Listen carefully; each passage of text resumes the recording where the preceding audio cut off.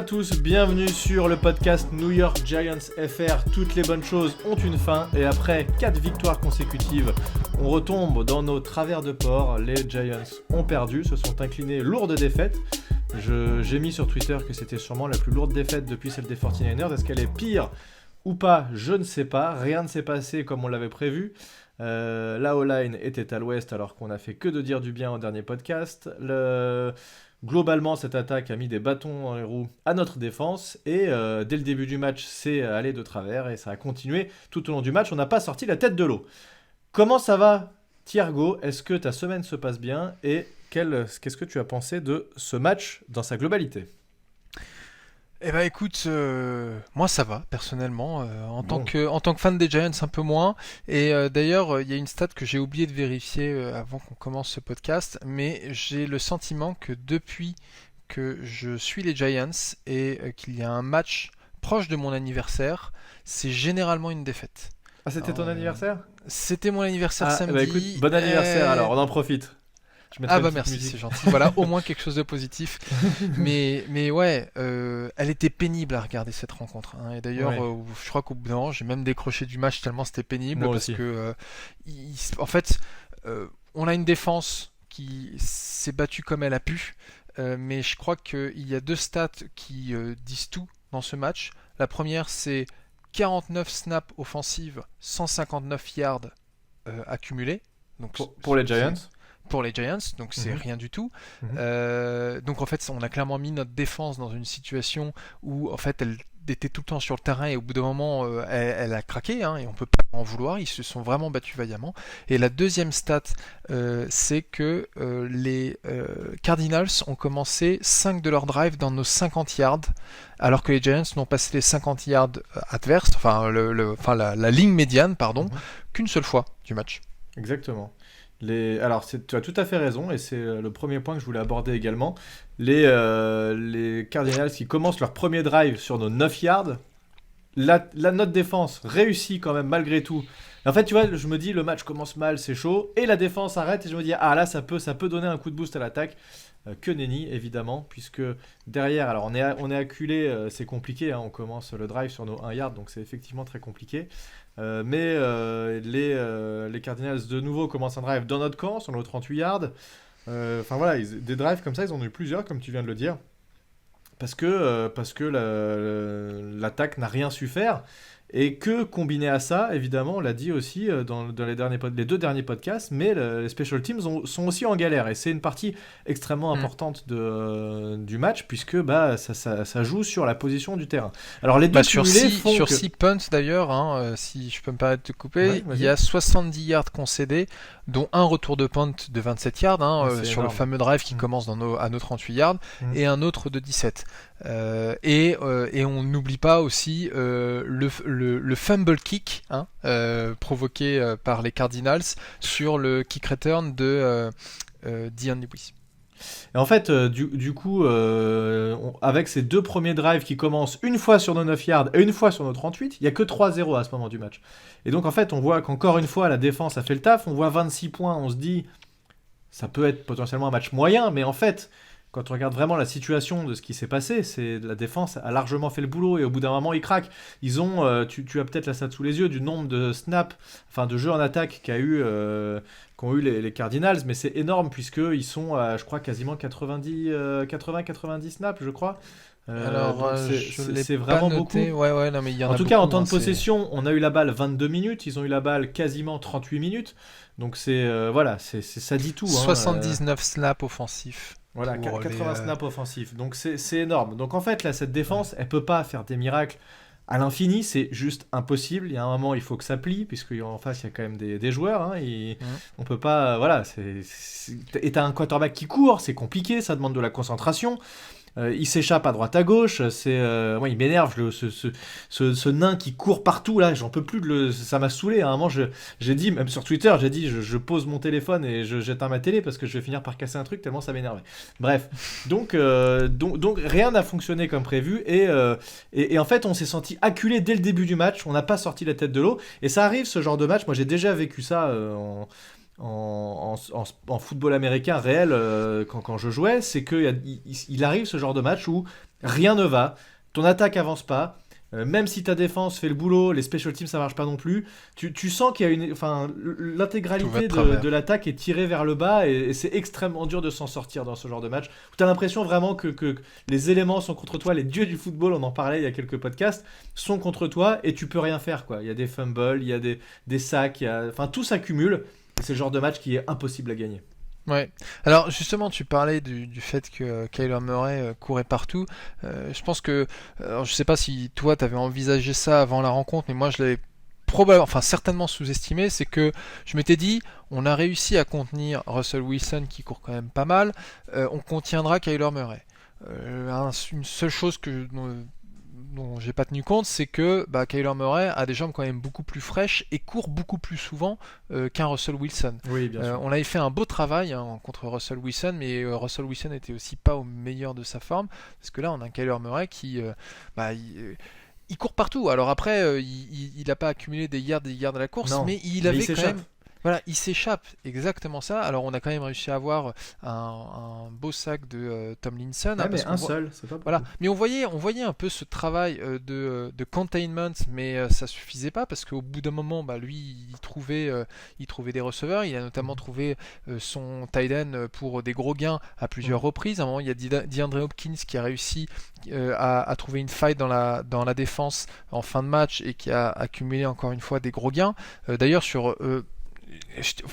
vois, sur le premier TD des Cardinals, je peux même pas dire que la défense joue mal, parce que la défense fait son boulot, mais on n'arrive pas à atteindre Murray, qui au final a le temps de voir son tight end qui passe derrière la défense et fait une superbe passe qui est attrapée dans le de fond justesse.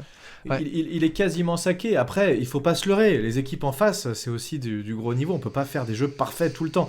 Comme tu le dis, la défense joue bien. On arrive avec très très peu de retard sur le receveur. On est à deux doigts en fait que ce jeu se transforme en sac ou en balle relâchée par le tight end. Donc c'est pas un mauvais jeu de la part de cette défense.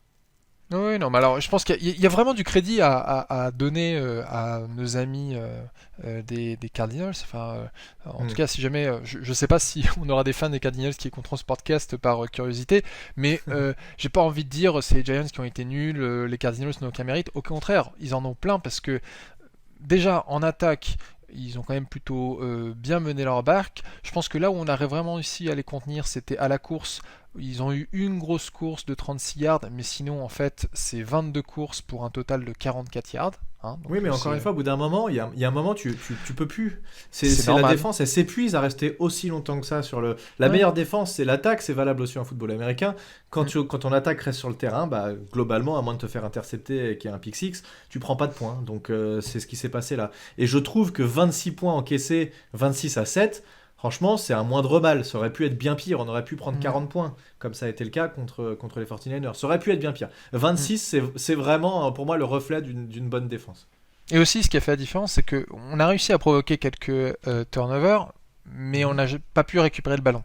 Alors que justement, les Cardinals, ils nous ont quand même mis 8 sacs, dont 5 par le même joueur, record de franchise, ont provoqué 3 fumbles. Et c'était bien moche, et ils les ont eu les ballons généralement. Je crois qu'il y a le premier sac de Daniel Voilà, il y a le premier sac de Daniel Jones qui est par Marcus Golden d'ailleurs. Belle revanche. J'étais deg de voir que c'était lui. Où il retombe sur le ballon, mais oh là là, qu'est-ce que c'était dur, c'était pénible, vraiment pénible. Donc sur la défense, il n'y a pas grand chose de plus à dire. Ça a été très très correct. Et cette défense, on voit bien que quand elle n'est pas obligée de jouer les 3/4 des jeux du match, elle est capable de tenir la baraque. Par contre, pour l'attaque, ça a été beaucoup plus compliqué. Et je pense que la première question qu'on peut se poser, c'était est-ce que c'était vraiment le moment de faire revenir Daniel Jones ? On l'a vu vraiment diminuer. Il n'a pas du tout couru. Et je pense qu'en fait, les Cardinals qui ont pu tester sur ce premier drive, ou 2-3 premiers drives, on va dire, voir est-ce que Daniel Jones, quand il est mis sous pression, est-ce qu'il va sortir de sa poche, est-ce qu'il va essayer de se libérer rapidement? Pas du tout. On a trouvé un Daniel Jones planté dans la terre et qui pouvait pas du tout se déplacer, encore moins partir en course. Donc il y a eu tout ce jeu de feinte, de remise, éventuellement garder la balle en read option pour le quarterback, c'était mort, il n'y a pas eu du tout. Et deuxième partie du jeu de Jones qui est important, c'est d'échapper au sac en partant en course sur la gauche, sur la droite, en revenant dans sa poche et en gagnant des yards à la course. On l'a vu sortir parfois de sa poche, mais c'était, il a pas, alors qu'il aurait pu gagner, je sais pas, 3 yards, 4 yards à la course, il l'a pas fait du tout. Donc il était vraiment diminué, Daniel Jones, c'est la question qu'on peut se poser. Est-ce que c'était vraiment le moment de le faire rejouer, sachant que ça a clairement pas amélioré sa blessure ce match? Non, je pense que c'était peut-être un peu trop tôt. Alors, naturellement, on avait envie de revoir notre QB titulaire sur le terrain le plus vite possible. Et d'ailleurs, hein, c'est ce qu'a dit Joe Judge. Il a dit, c'est pas qu'on fait pas confiance à Colt McCoy, absolument pas, mais Daniel Jones est notre quarterback titulaire et on a estimé qu'il était suffisamment en bonne santé. Mais là où je comprends pas justement le positionnement de Joe Judge et ça va être justement l'occasion pour une fois de critiquer un peu ses choix. Il a dit en fin de match, on savait qu'en mettant Daniel Jones sur le terrain, ça voulait dire plus de sacs et c'est ce qui s'est passé. Et là, on a envie de lui dire, mais du coup, pourquoi tu l'as fait? Quel était l'intérêt? Enfin, si on ne pouvait pas avoir Daniel Jones qui était capable de faire du read option, de bouger un peu dans sa poche, qui en fait a été le Daniel Jones qui a eu le plus de succès cette saison, pourquoi ne pas avoir gardé un Colt McCoy avec un game plan qui était fait pour un quarterback qui n'avait pas de mobilité?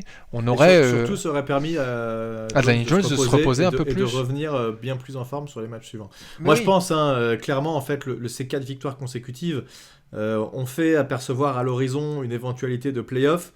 Et il s'est dit, s'il y a une équipe qui est battable, c'est sur celles qui vont nous rester. Les Cardinals en font largement partie, en tout cas, sont plus à notre portée que les Browns ou les Ravens, et surtout qui sortaient de 3 défaites consécutives. Donc il a un peu tenté le tout pour le tout. Ça n'a pas marché. C'est peut-être une des premières erreurs de jugement de Judge. Oublions pas que c'est sa première saison, on verra. Mais avec du recul, maintenant, c'est plus facile de se dire oui, c'était la mauvaise décision. Sur le coup, on était tous contents de voir que Jones était titulaire. Oui, c'est sûr. Mais enfin, tu vois, après, bon, Judge nous dit qu'il a pas aggravé sa blessure, qu'il a pas été retiré parce qu'en fait, il s'était fait mal.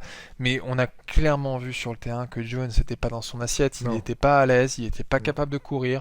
Je pense qu'il était vraiment inquiet pour sa blessure parce que il y a eu des joueurs complètement démarqués. Je pense notamment à Dion Lewis qui était dans le flat sur la gauche, qui aurait pu nous avoir un third down qui avait en fait que du vert devant lui. Il avait un boulevard et puis en fait Jones a forcé la balle à droite, loupé. Il y a eu notamment un third and one où Jones a fait une passe vers Shepard dans la profondeur. Alors c'est bien de tenter dans la profondeur, mais sur ce genre de passe, on attend quand même de notre franchise QB qu'il la réussisse. Mais ça, c'est pas de la faute de Jones, hein, si je peux me permettre là-dessus. C'est plutôt la faute du play calling. T'es en 3ème et 1. Sur la deuxième tentative, tu gagnes 9 yards à la course. Pourquoi tu lances une passe longue? Alors, ça a marché dans des précédents matchs. Et c'est le type de jeu où si ça réussit, on dit génie, puisque 3ème et 1, que va attendre la défense? Un jeu court et nous, on lance une passe longue. Si ça rate, on dit pourquoi t'as pas fait cette course de 1 yard qui aurait permis de continuer à avancer. Bon, c'est... Mais bon, ça, pour moi, c'est plus sur play calling que sur... Alors, on peut en parler un peu du play calling, parce que, en effet... Dans l'ordre, si on reste... Il n'y a que des points négatifs, clairement, sur cette attaque, mais les 2 autres points négatifs, avant de passer au coach, pour moi, c'est aussi la O-line, qui n'a pas du tout tenu clairement. Et qui encaisse. Alors, 8 sacs, je pense que tu as un Jones à 100%, on n'arrive pas à 8 sacs. Jones arrive à s'extirper de certaines situations, puisque je crois que McCoy prend 2 sacs aussi, donc il y en a 6 pour Jones et 2 pour McCoy. Non, un seul pour McCoy, si je te dis pas de bêtises, c'est un sac fumble. J'ai vu 2 il y a 5 minutes, mais bon, bref. Ah non, bah écoute, dans ce cas, c'est 2. En tout cas, on se prend 8 sacs en tout, donc ce que je disais, c'est que si Jones est à 100%, je pense qu'il a moyen de s'échapper de certaines mauvaises situations, parce que clairement, on l'a vu, il attend. Et en fait, comment dire, la non pas la conséquence, mais la raison de ça, le fait qu'il attend aussi longtemps, c'est deuxième point très négatif pour moi, enfin ou troisième puisqu'on a parlé de Jones aussi, c'est les receveurs qui sont incapables de se démarquer. Et on voit la limite. J'avais dit en début de saison, on avait un peu discuté là-dessus, on n'a pas de receveur numéro 1, on s'est dit c'est pas grave, on va être capable de distiller un peu, de répartir le jeu à droite à gauche, comme ont été capables de le faire les Patriots. Je pense que Garrett n'arrive pas à faire ça, et les receveurs qui n'arrivent pas à se démarquer, plus Jones qui est obligé d'attendre un receveur qui se démarque, bah l'un dans l'autre, il y a un truc qui marche plus et cette attaque, elle a complètement patiné. Ça a pas fonctionné du tout. Et donc, dernier point, tu l'évoquais juste avant, au-delà de tout ça, le play calling n'a pas du tout été inspiré. Il n'y a pas eu de, je sais pas, un moment, une reverse qui aurait pu marcher, ou tu sais, une screen pass qui est le jeu pas si compliqué que ça, mais appelé au bon moment, qui peut faire la diff et qui te permet de gagner 20-25 yards. Des screen pass, ça peut sauver parfois des attaques, hein. C'est des gains qui peuvent... alors, soit tu te fais complètement rentrer dedans et tu perds 5 yards, soit tu arrives à faire des gros gains, ça peut arriver. Voilà, il n'y a rien eu tout ça, la balle n'a pas été... aucun tight end qui n'a eu d'impact sur ce match. Voilà, il s'est rien passé, néant total pour cette attaque et aucun point positif à ressortir de ce match-là pour moi pour l'attaque. Tous les postes ont été vraiment... si peut-être, si je dois en sortir un avant de te laisser la parole, ce serait peut-être Wayne Gallman qui a réussi je crois qu'il est à quasiment 5 yards par portée, mais au final... On n'arrive pas à imposer un jeu de course parce qu'on se retrouve dans des situations où il y a un sac et donc on doit gagner beaucoup de terrain derrière et donc on va pas courir. Et si on évitait les pénalités et les sacs, il y avait moyen, je pense comme au match précédent, d'imposer plus un jeu de course et pourquoi pas faire beaucoup mieux. Voilà, donc quasiment tous les points de cette attaque pour moi ont été négatifs. Oui, non, mais je suis complètement d'accord avec toi, hein, et comme je t'avais dit hier avant qu'on enregistre le podcast, je crois que Jason Garrett a retrouvé en fait ses vieux démons de début de saison où au début de saison il profitait pas des jambes de Jones parce qu'il connaissait pas vraiment le potentiel de Jones, enfin la mobilité de Jones et une fois qu'il a compris en fait que son QB était capable de s'échapper, qu'il pouvait même faire des read options, il s'en est servi et nous a montré un jeu beaucoup plus intéressant. Et puis là c'est pas... Enfin, là, il ne pouvait plus du coup en fait compter sur les jambes de Jones puisque Jones était blessé et ça a affecté tout son play calling qui était très prévisible. Et puis je pense que, comme tu disais, on a une ligne offensive qui a été complètement malmenée, qui a été dominée physiquement. C'était incroyable le nombre de situations où les Cardinals dominaient notre ligne offensive avec 4 joueurs. Je vous rappelle qu'une ligne offensive c'est quand même 5 joueurs, s'il y a un tight end ou un running back. On a vu Zeitler, je pense notamment à Zeitler qui s'est complètement fait bouffer sur un stunt. Ils ont utilisé énormément de stunts et on n'a pas su réagir à ça, quoi. Zeitler s'est fait bouffer. Shane Lemieux qui était titularisé, je pense qu'il est bon en run block, mais la pass protection c'est clairement un domaine dans lequel il doit s'améliorer. Oui. Donc à partir de là, le coaching, il n'était pas inspiré. C'était non, clairement. Clairement, je sais pas quoi dire de plus sur cette attaque. C'est difficile à regarder parce que moi, je suis plus orienté attaque. C'est plutôt ça qui me fait kiffer en football américain. Et du coup, quand je vois qu'on n'est pas capable, alors ça a été un peu le cas toute la saison. On n'a pas eu une attaque flamboyante à aucun moment de la saison. Mais on a eu des matchs où c'était mieux. On a eu des drives où ça avançait.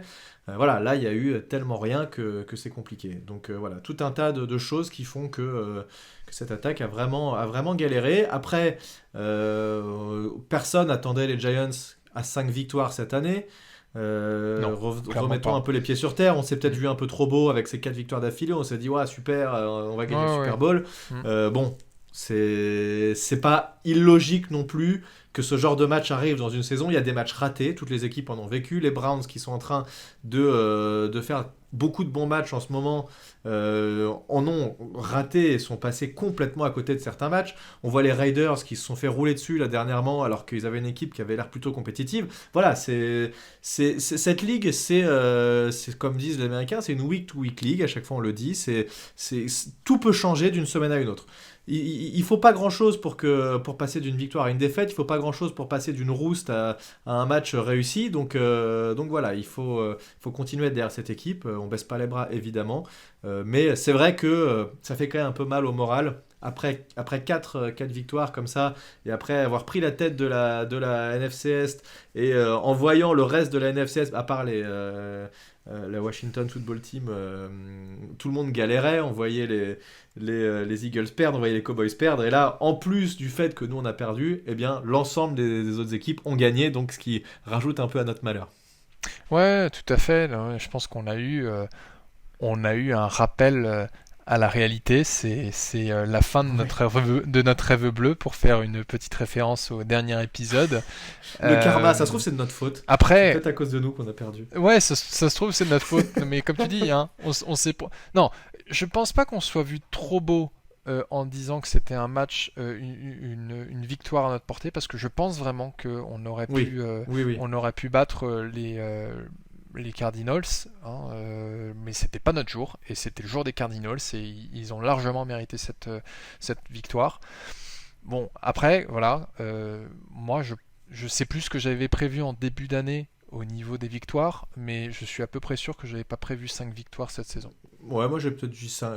Faudrait écouter notre podcast, ça se trouve j'avais dit Faudra, 12, j'en sais faudra rien, je me écouter. souviens plus. Mais tu vois, alors, j'ai pas encore eu le temps de regarder complètement les highlights du match Browns Ravens. Tout ce que je sais, c'est que Lamar Jackson est allé faire un petit tour aux toilettes avant de marquer un TD sur un fourth down en fin de match.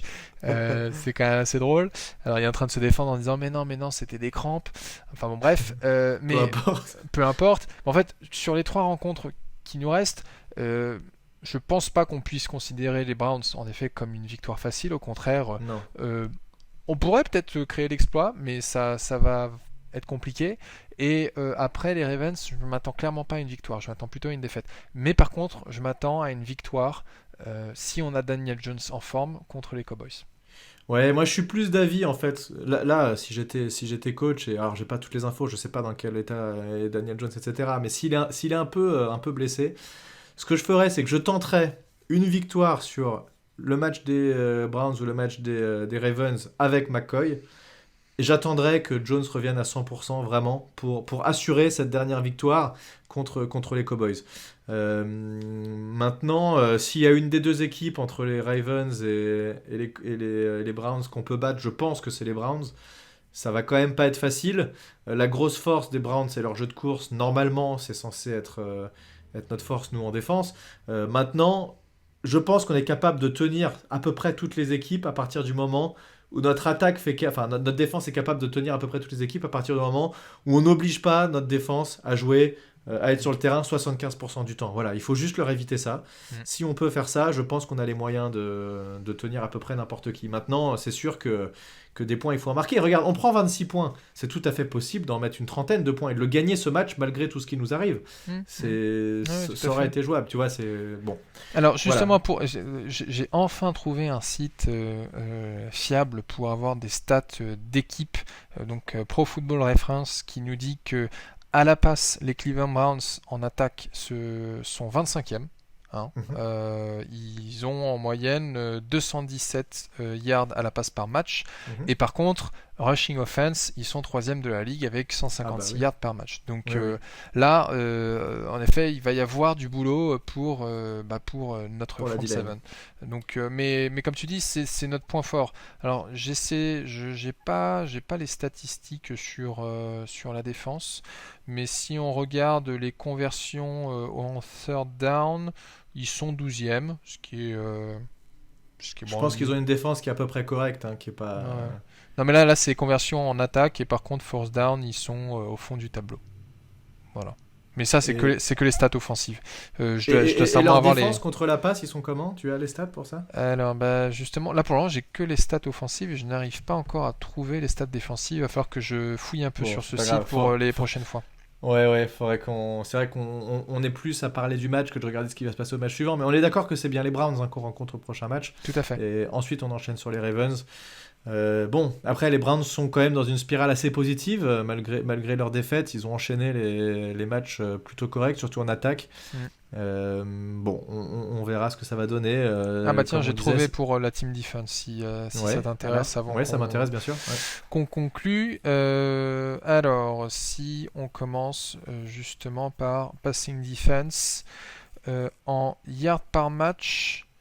Alors, passing defense, il faut savoir que les Seahawks se classent en haut du tableau en yard par match à la passe. Donc, on a fait quand même du bon boulot contre eux.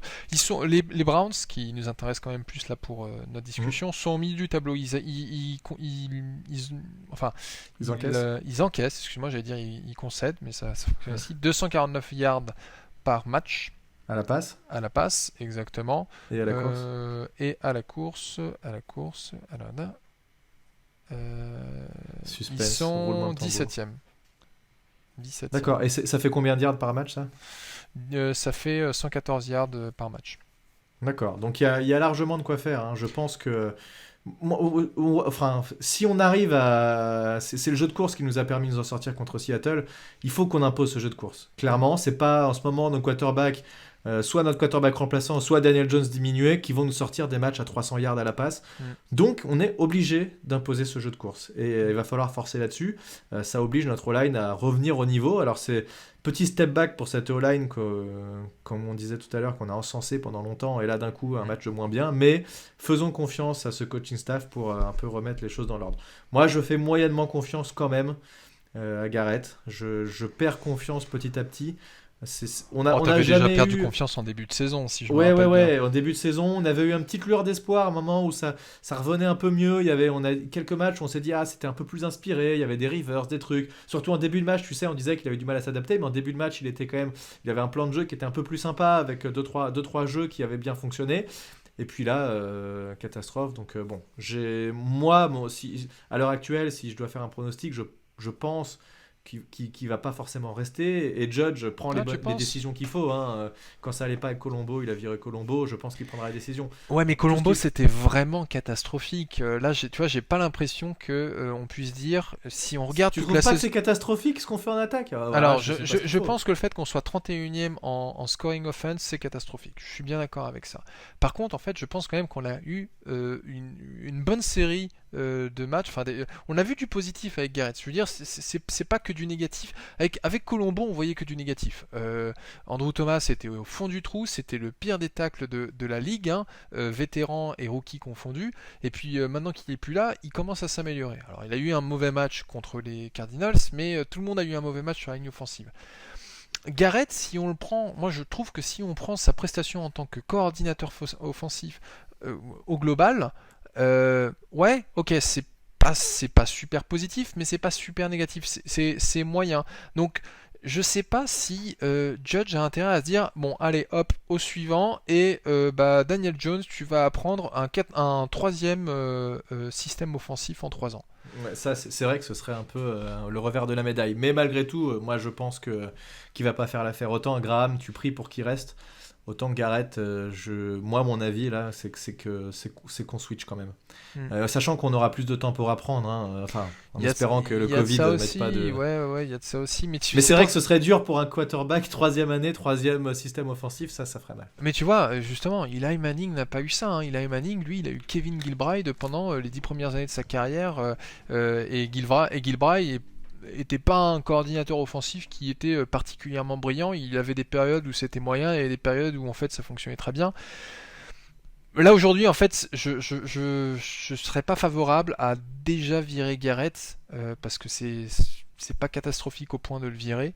Mais c'est sûr que si en deuxième... C'est quand même deuxième pire attaque de la ligue. Quoi. Ouais, non mais le truc c'est que si en deuxième saison il n'y a toujours pas d'amélioration, bah là on va lui dire bon bah t'es gentil, allez la porte elle est par là parce que on peut pas dire que ce soit les joueurs qui soient mauvais. Hein. On a quand même un quarterback tout neuf, on a un running back, on aura a priori je touche du bois, Saquon Barkley de retour. Et même si on n'a pas. Et vraisemblablement un receveur aussi qu'on aura soit drafté, soit récupéré à la free agency, parce que là c'est sûr qu'il faut faire quelque chose. Ouais, voilà, on peut espérer. Mais voilà, c'est pas comme si, enfin, Garrett ne pourra pas passer plus de 2 saisons à se cacher derrière un effectif trop jeune, pas assez talentueux, parce que ouais, on a un effectif qui est jeune, mais on a quand même un effectif qui est talentueux.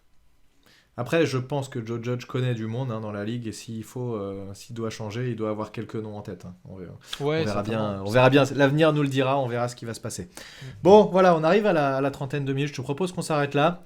Tout à fait. On se retrouve évidemment la semaine prochaine avec le débrief de ce Giants Browns et on espère en tout cas.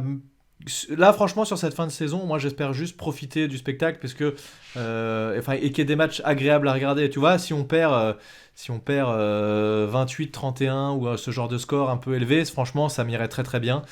Comme je l'ai dit sur Twitter, soit on va en playoff, c'est cool, soit on est éliminé des playoffs et directement on se retrouve avec un tour de draft qui serait beaucoup plus intéressant, ce qui serait aussi cool. Donc bon, essayons de profiter de ces derniers matchs de la saison. Il reste que 3 matchs. On va pas commencer à pleurer tout de suite. Voilà, est-ce que tu veux rajouter un petit mot ? Eh ben écoute, non, on espère quand même que, comme tu dis, que la prochaine rencontre soit un peu plus agréable à regarder que celle-ci. C'est tout ce qu'on souhaite. Voilà. On vous dit à très bientôt, merci de nous avoir suivis, merci Thiergo, bonne semaine à tous, salut ! Ciao ciao.